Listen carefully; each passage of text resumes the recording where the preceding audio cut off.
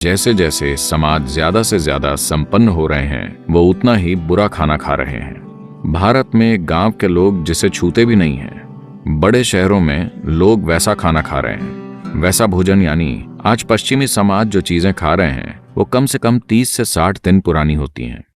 योग में भोजन को सात्विक, राजसिक या तामसिक मानते हैं। तमस यानी जड़ता। अगर आप तामसिक भोजन खाएंगे तो आप में जड़ता आ जाएगी। जड़ता का मतलब बस आलसी होना नहीं है। जड़ता यानी कुछ चीजें धीमी हो जाएंगी, यानी सिस्टम में पुनर्निर्माण जल्दी नहीं होगा।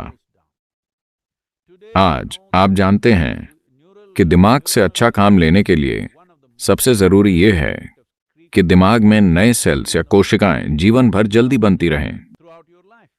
If you are consuming foods which are tamasic, अगर आप तामसिक भोजन खाते हैं जो आपके शरीर या आपकी ऊर्जा में जड़ता पैदा करता है, तो आप धीरे धीरे चीजों का अच्छे से अनुभव नहीं कर पाएंगे।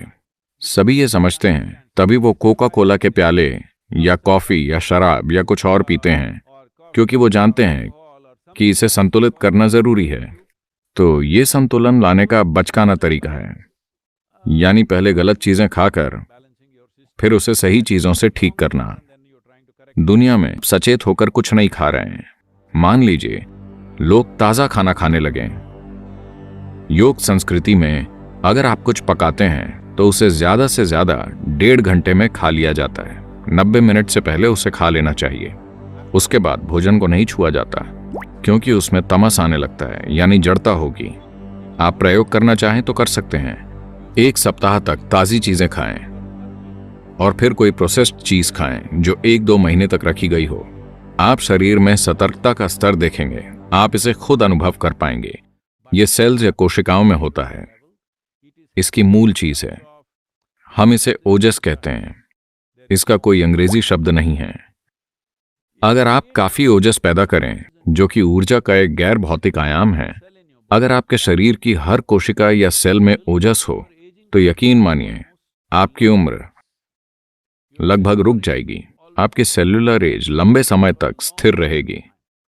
मुझ पर कुछ टेस्ट किए गए हैं और वो कह रहे हैं कि मेरी सेल्यूलर उम्र 25 है। वैसे मैं 25 की उम्र जैसा ही हूं। मैं उतनी ही गतिविधि कर रहा हूं, मेरा वजन उतना ही है, सब वही है।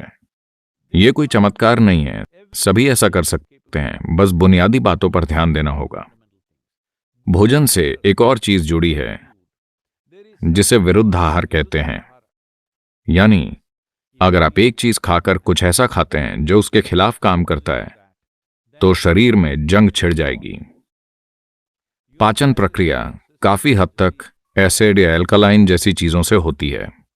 मान लीजिए आप फैट वाला मांस खाते हैं, तो मांस अकेला उतना नुकसान नहीं पहुंचाएगा, पर उसे चावल और घी यानी बिरयानी के साथ खाने में ज्यादा नुकसान होगा, क्योंकि ये दोनों चीजें एक दूसरे के खिलाफ हैं। इसी वजह से कोई भी मांसाहारी चीज और दूध या दूध से जुड़ा भोजन एक साथ नहीं खाते, क्योंकि उन्हें मिलाने से वो एक दूसरे के खिलाफ हो जाएंगे और आपके अंदर एक जंग पैदा कर देंगे।